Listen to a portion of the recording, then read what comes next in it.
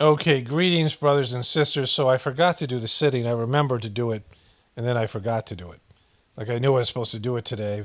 Today's Tuesday, April 15th, 2025.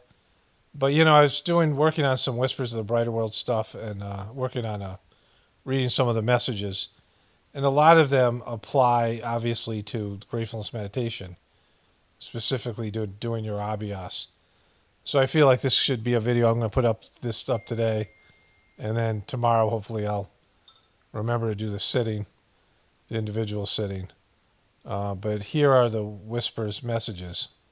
Greetings, brothers and sisters. Today's Tuesday, April 15th, 2025. So I'm running out of space on my toolbar.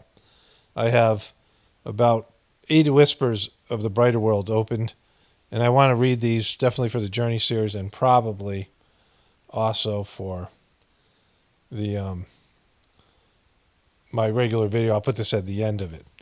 So this is Wednesday, April 3rd. I'm just going to blow through these and get these done as quickly as possible. Wednesday, April 3rd, 2002, 10 a.m. Don't let yourself be affected by the ebb and flow of life. Preserve yourself by letting the events pass like images on a screen. Give them just the right amount of attention, no more. Your inner being is following its way, unperturbed and seeing only the goal, the fusion with the ultimate that will be released.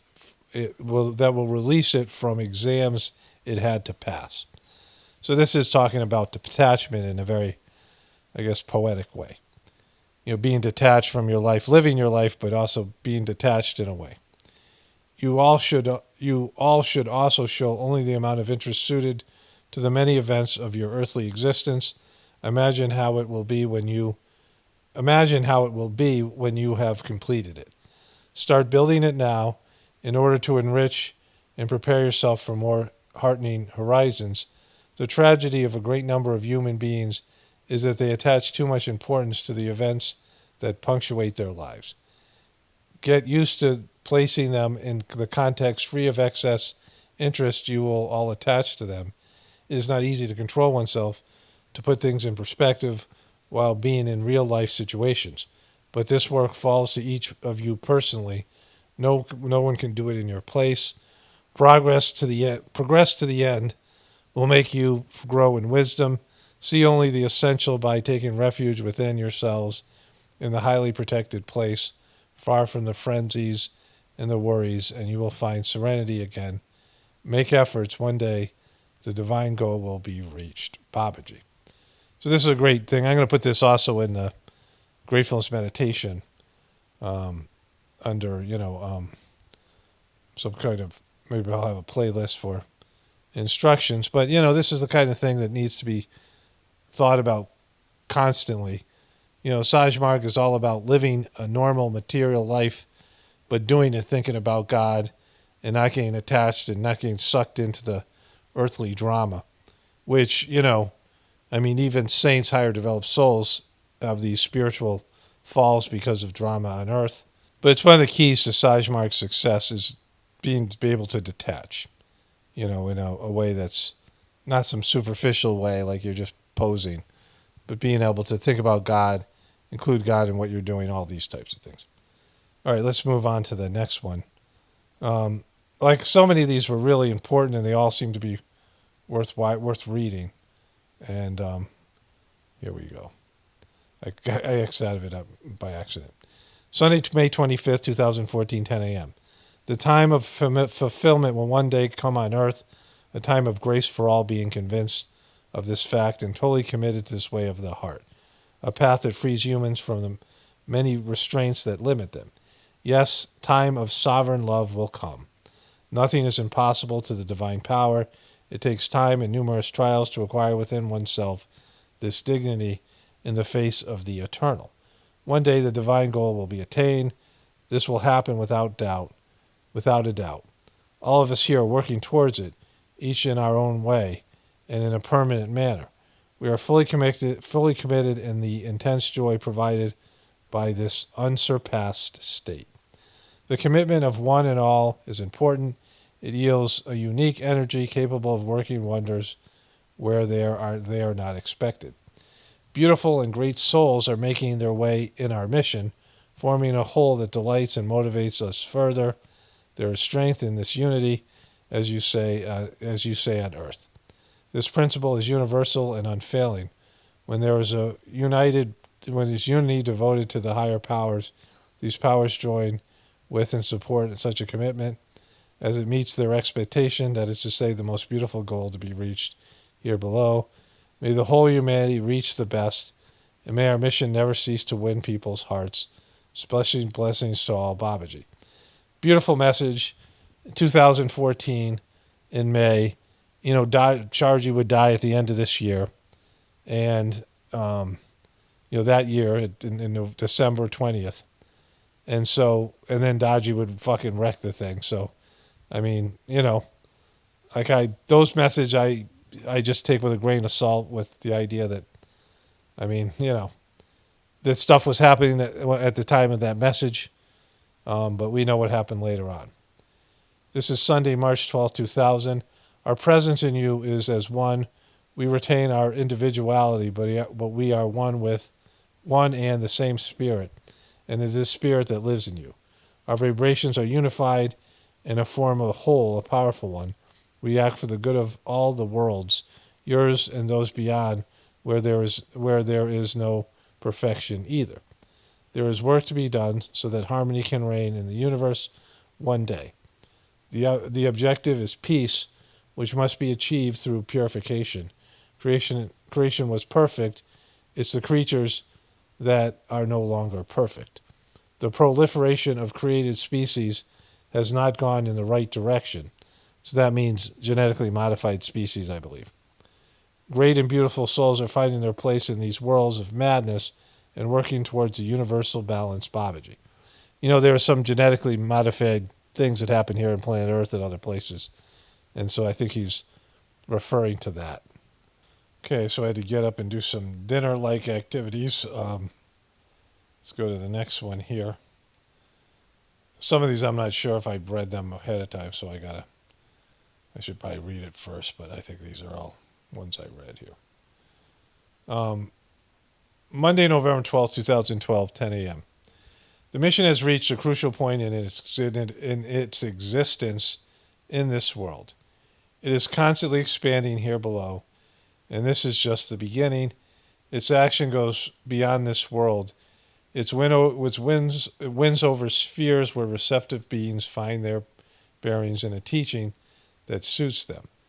This may seem surprising to humans, but they still have so much to discover in this world, and they will continue doing so in other spheres, differently but in a constructive manner.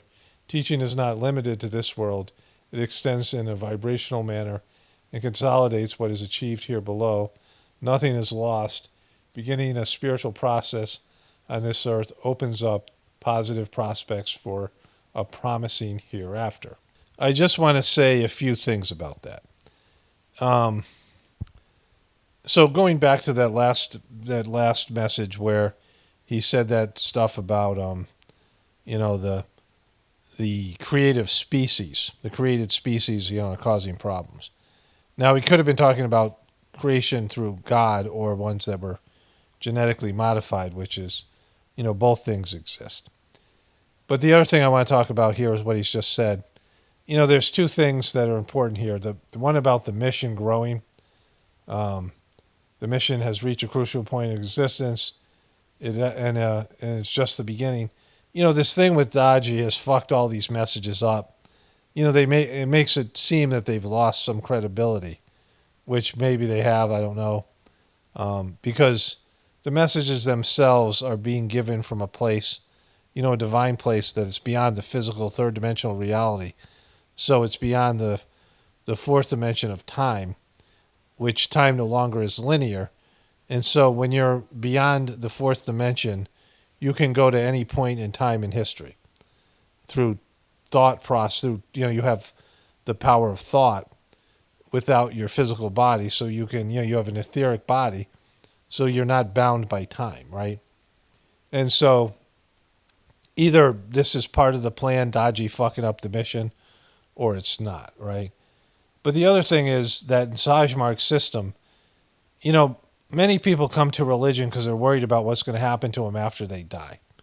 You know, people see people dying around them, family members, friends, and it affects them, and they wonder about what's going to happen to them. And when they realize they have a soul, that becomes even more, important to them. And many religions take advantage of that, saying, "Oh, we'll take care of you."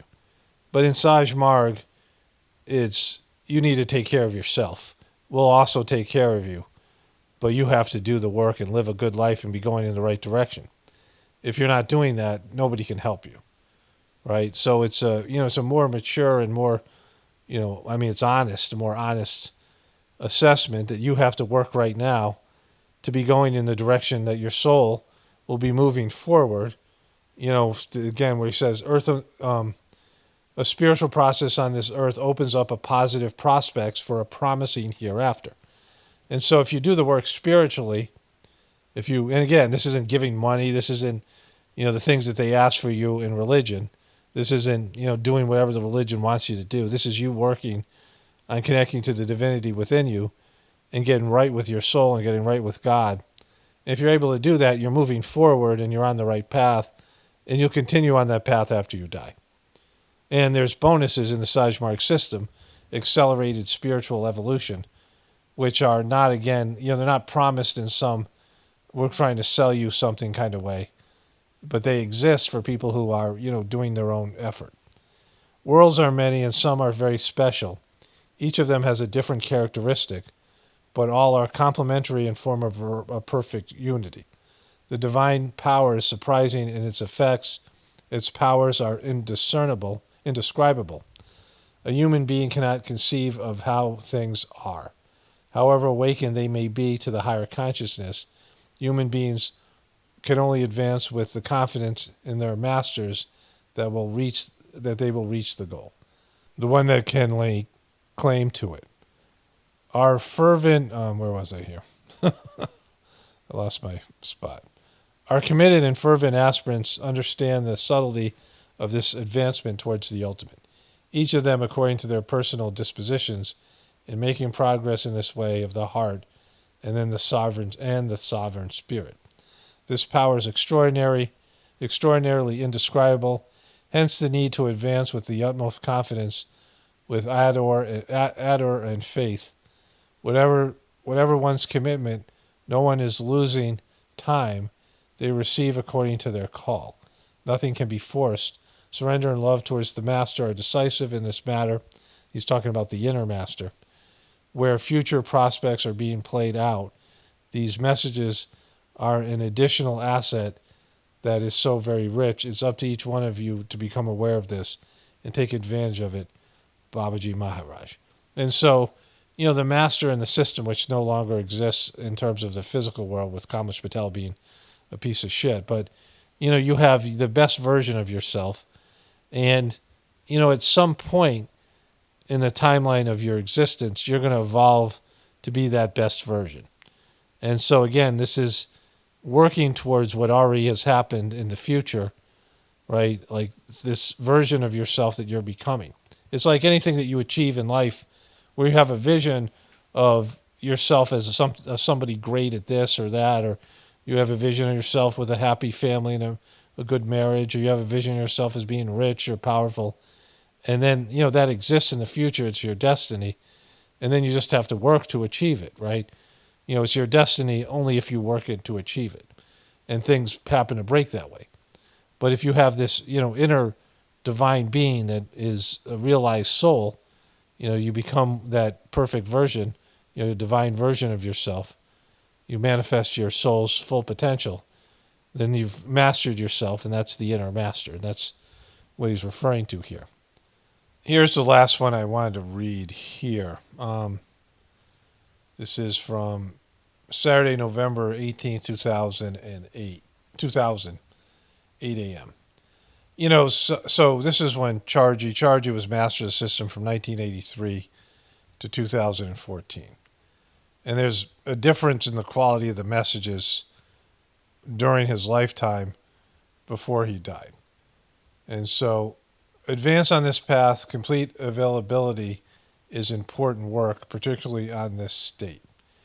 You have agreed to listen to us as much as necessary, and we use your gifts. He's talking to the medium here. Your role is enviable, but you have understood for a long time that service was the key word. Each Abhyasi within the mission can find their place in this domain. There is no shortage of activities where their abilities can be used. The smallest action is useful and beneficial to the person concerned. The mission needs acts of goodwill, and they are all appreciated. There are either small nor large roles. There is being of service, the availability of the heart being the essential element in this matter. What he means here is your heart is used as this transmission is passed into you and through you, and then to other people. And then knowledge or whatever else is there. But your heart being essential, the key to contributing to the mission is your heart being used as a conduit for this movement. Never have the impressions of being on the sidelines in this vast organization. Never have the impression of being on the sidelines in this vast organization. The need for action always finds a way to be expressed.